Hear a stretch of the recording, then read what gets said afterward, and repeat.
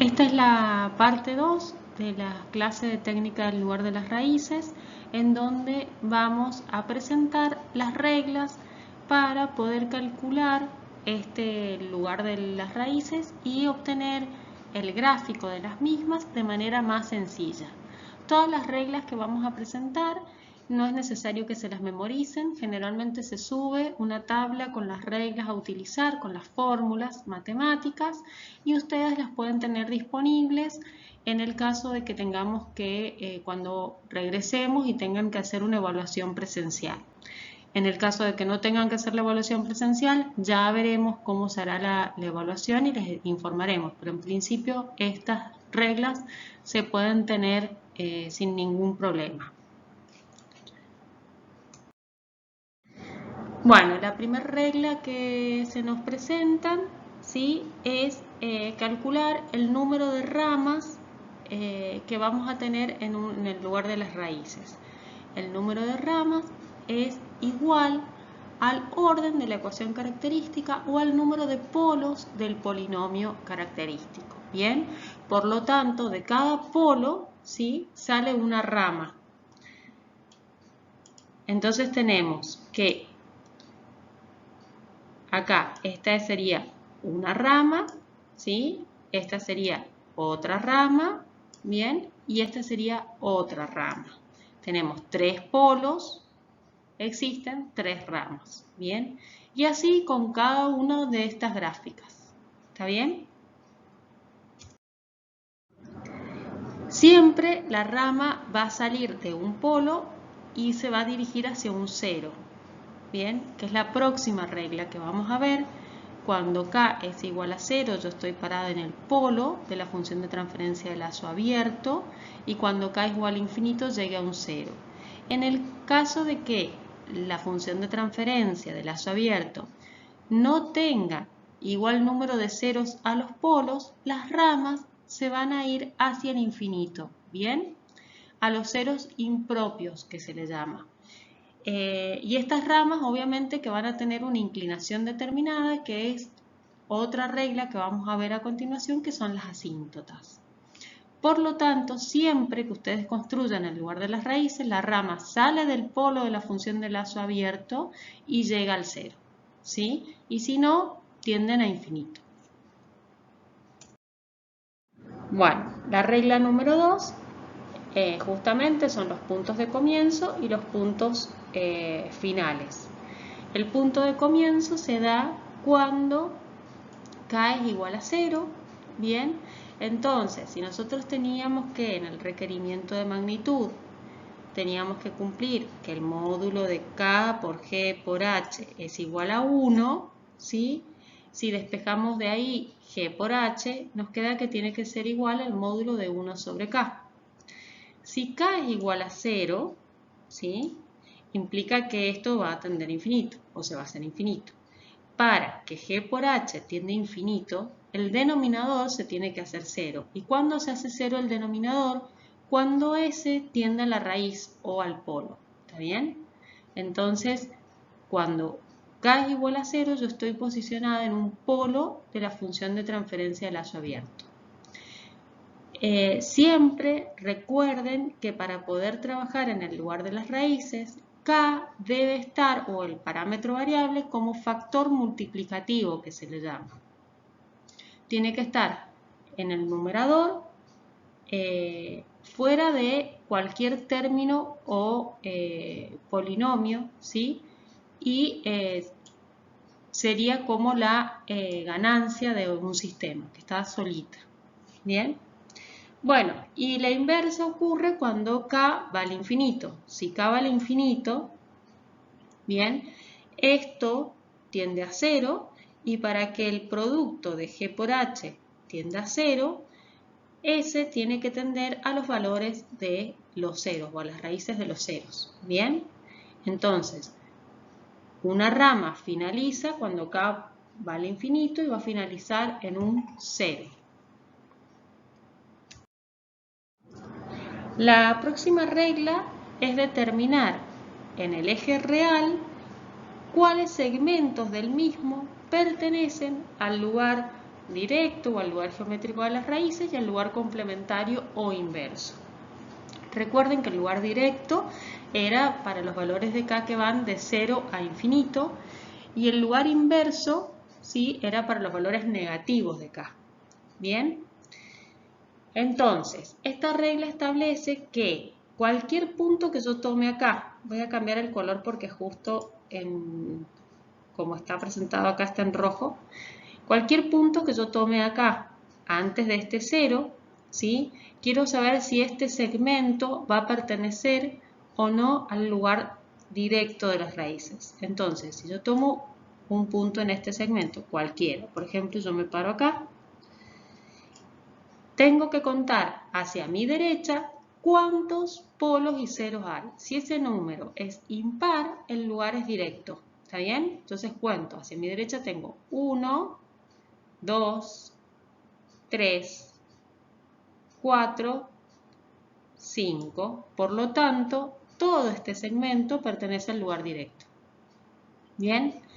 Pasa exactamente lo mismo, ¿sí?, si yo quiero ver si realmente este segmento que está acá pertenece al lugar directo e inverso. Tomo cualquier parte de este segmento y cuento a mi derecha cuántos hay. Si el número es impar, pertenecen al lugar directo, y si es par, pertenece al lugar inverso. Entonces cuento, hacia mi derecha tengo 1, 2, 3 y 4. Por lo tanto, esto pertenece al lugar inverso. Y así sucesivamente. ¿Sí? En el caso de los polos complejos conjugados, ¿sí?, no se consideran porque al ser conjugados, el aporte que hace en fase el polo que está en el tercer cuadrante me hace como el contrario, el aporte contrario, el polo que está en el cuarto cuadrante. ¿Está bien? Entonces, a la suma total de ángulos que se encuentran, me va a dar 0. ¿Bien? Solamente se toma los ceros y los polos que están en el eje real. ¿Bien? Bueno, y esto es más o menos lo que les he explicado en la filmina anterior.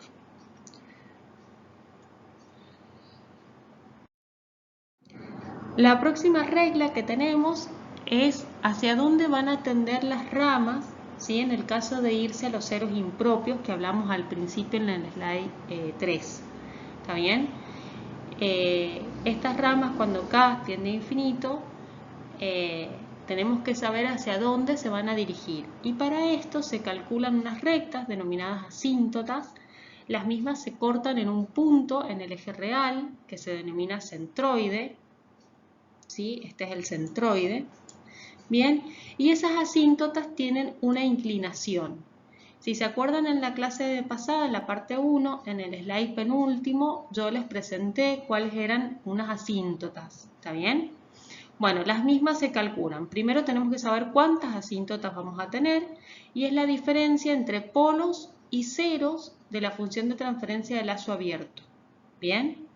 Por lo tanto, si la diferencia entre polos y ceros me da 1, no existen asíntotas, ¿sí? Porque yo necesito al menos 2 para que se corten en un punto. ¿Bien?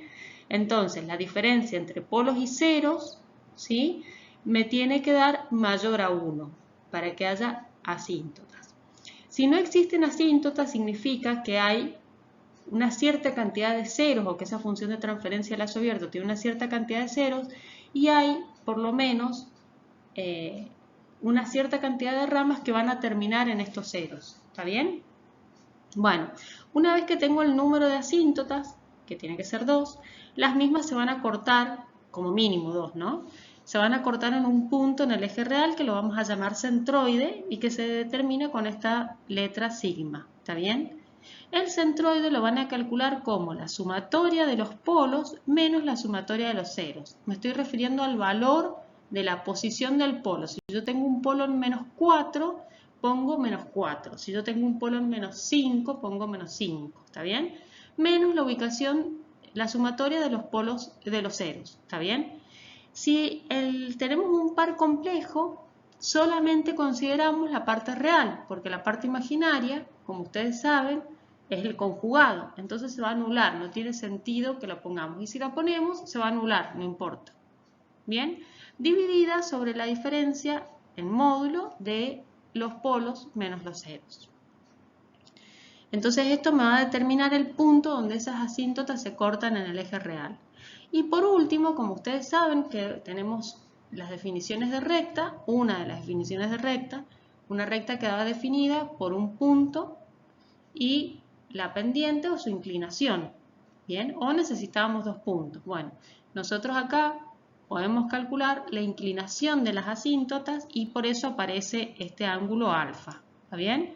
Entonces de esta manera nos queda definida la recta, bien, por un punto y su inclinación.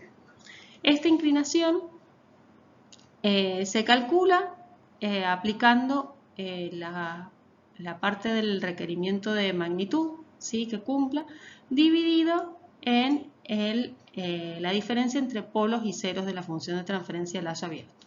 Recuerden que m tomaba cualquier valor, 0, 1, 2, 3, ¿sí? Si yo tengo dos asíntotas, m va a tomar el valor 0 y 1, ¿sí? Y si tengo 3, bueno, le empiezan a dar distintos valores a m. La regla 5 nos presenta los ángulos de salida y de llegada a los polos y ceros complejos.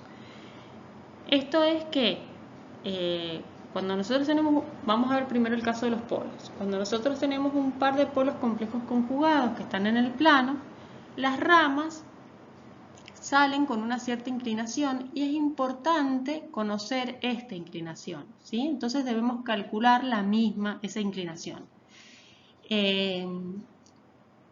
¿Cómo se calcula? Aplicando el requerimiento de magnitud. No tenemos que inventar absolutamente nada, vamos a aplicar el requerimiento de magnitud y se hace la suposición de que uno toma un punto cercano al polo que está estudiando, que está analizando. Esto, bueno, se ha hecho bastante lejano para mostrar.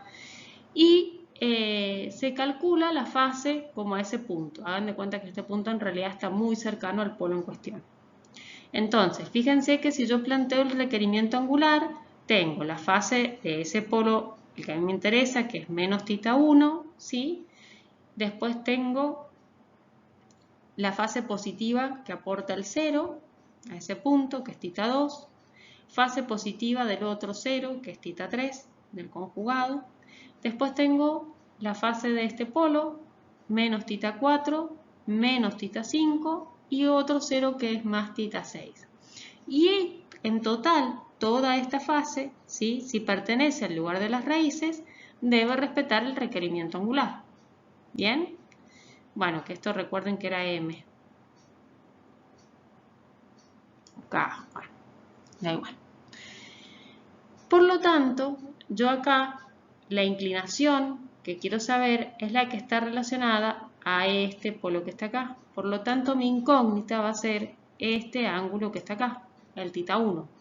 Entonces lo despejo. Y me queda esta ecuación que vemos acá. ¿Cómo calculo la fase de θ 2, θ 3, θ 4? Y bueno, calculo la fase como la tangente a la menos 1 de la parte imaginaria a la parte real al punto en cuestión que estoy analizando. Bien, que sería este que está acá. Recuerden que el ángulo, ¿sí?, que yo calculo tiene que ser el que va del eje real en sentido antihorario hasta el vector que une el punto, el polo que estoy el punto que estoy parada hasta el polo que estoy analizando. Bien, entonces por ahí hay algunos que le van a tener que restar 180. Y bueno, y de ahí les da el valor de cómo sale, ¿sí?, o con qué inclinación sale la rama de ese polo. Lo mismo sucede si yo quiero saber con qué inclinación llega una rama a un cero complejo. Bien, y en este caso, ahora el que tienen que despejar porque no conocen es el θ 2. Pero siguen planteando la fórmula del requerimiento angular, solamente que acá van a despejar θ 2. Bien, es eso de diferente.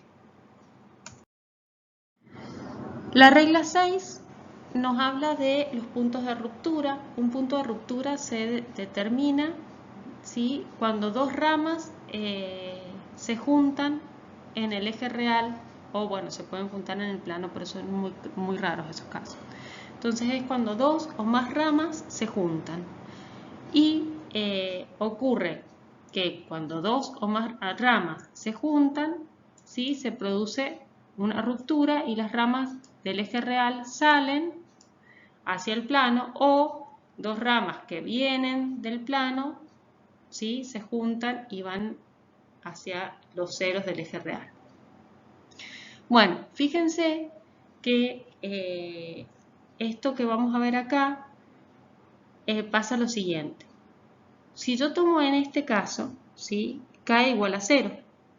Entonces K empieza a aumentar su valor, la rama empieza a moverse, ¿sí?, y llegado a este punto, ¿sí?, es el máximo valor que voy a obtener de K en el eje real. A partir de ahí, K va a seguir creciendo, pero ya va a estar la rama en el plano. Bien, entonces este punto que está acá se dice que es un máximo de K. El caso inverso sucede cuando dos ramas vienen del plano, ¿sí?, se juntan en el eje real y se van hacia los ceros. Ustedes saben que acá K vale infinito. Por lo tanto, en este punto de acá va a ser el mínimo valor de K en el eje real. Bien, como son máximos y mínimos, lo que se hace es calcular la derivada de la función de transferencia de lazo sin K, ¿sí?, la K se deja afuera. Y esa derivada me va a dar un polinomio en función de S, y las raíces de ese polinomio van a ser los máximos y mínimos o los puntos de ruptura. ¿Está bien? Bueno, esto es lo mismo que yo les he explicado recién, con el máximo y el mínimo, ¿sí? Acá está el máximo y acá está el mínimo de K. Y esto, bueno, es necesario que ustedes lo conozcan, pero nosotros generalmente no les vamos a dar ejercicios tan complejos. Cuando las raíces de esta ecuación, de este polinomio derivado, ¿sí?, dan reales, siempre son puntos de ruptura, ya sea que pertenecen al lugar directo o al lugar inverso. Cuando nos dan raíces complejas conjugadas, ¿sí?, se debería verificar en esta ecuación de acá, que es despejando, ¿bien?, reemplazando ese punto complejo conjugado en los polinomios denominador y numerador de la función de transferencia del lazo, que obtuviéramos un K real. Bien, eso se vuelve bastante tedioso y bastante complejo porque es matemática de números complejos. Bien, entonces por eso es que nosotros no vamos a dar ejercicios con tanta complejidad. Generalmente los que son puntos de ruptura son raíces reales y distintas o reales iguales, y los complejos conjugados no son puntos de ruptura. Sepan que para que haya un punto de ruptura en el plano, ¿sí?, tienen que llegar dos ramas y salir dos ramas, lo que implica que haya un par complejo conjugado doble, por lo menos. Bien, bueno, y como nos pueden dar raíces coincidentes de ese polinomio derivado, bien, el punto de ruptura tiene orden y esa rama va a salir con un... El orden del punto de ruptura, ¿sí?, es es I, y el número de ramas que llega al punto de ruptura es Q. Bien, entonces, si yo tengo una ecuación, un polinomio derivado, ¿no?, el polinomio que obtuve de la derivada, y me dieron dos raíces coincidentes, el orden es 2, bien, y el número de ramas que va a llegar a ese punto de ruptura doble es 3. Las ramas que llegan a ese punto de ruptura tienen esta inclinación que se calcula, que es el beta, que es 360 dividido en Q, y la rama que llega y que sale tiene esta inclinación, gamma. Bien, eso es para darle mayor precisión al gráfico que están construyendo. La regla 7, obviamente, que es la de calcular dónde las ramas cortan el eje J omega, ¿bien? Y para esto se utiliza el método de Routh-Hurwitz, en donde ustedes pueden calcular cuál es el límite de K. Y como les expliqué en el ejercicio, cómo calcular el omega C o el omega N de la ecuación auxiliar. Entonces, de esa manera yo tengo con el omega C y el omega N el punto preciso donde la rama corta el eje J omega, ¿bien? Y cuánto vale o cuál es el límite de K, que me está diciendo que a partir de ese valor de K la rama pasó hacia el semiplano derecho, lo cual el sistema se me va a volver inestable porque significa que yo tengo polos en el semiplano derecho. Por último no, me queda otra regla más. La penúltima regla es que el lugar de las raíces es simétrico y es simétrico respecto al eje real, ¿sí? Lo cual es lógico porque siempre que yo estoy en el plano de S tengo raíces complejas conjugadas y son simétricas, ¿está bien? Entonces, cuando ustedes tienen este caso que calculan, por ejemplo, el ángulo de partida en este polo, no hace falta que calculen para este polo porque va a ser el opuesto por el vértice. El ángulo opuesto por el vértice. Bueno, y por último, yo, como les expliqué en la primera presentación, el lugar de las raíces nos da información cualitativa y cuantitativa. Esa información cuantitativa significa que yo puedo calcular de manera precisa en este gráfico que yo obtengo o en estas ramas cuánto vale el valor de K y cuál es la ubicación o posición de las raíces de lazo cerrado, ¿está bien? Y para eso utilizo estas tres reglas. Para saber cuál es el valor de K, utilizo el requerimiento de magnitud a un punto conocido, ¿sí? O determinado. Yo puedo saber cuál es el valor de K, conociendo el S donde está ubicado.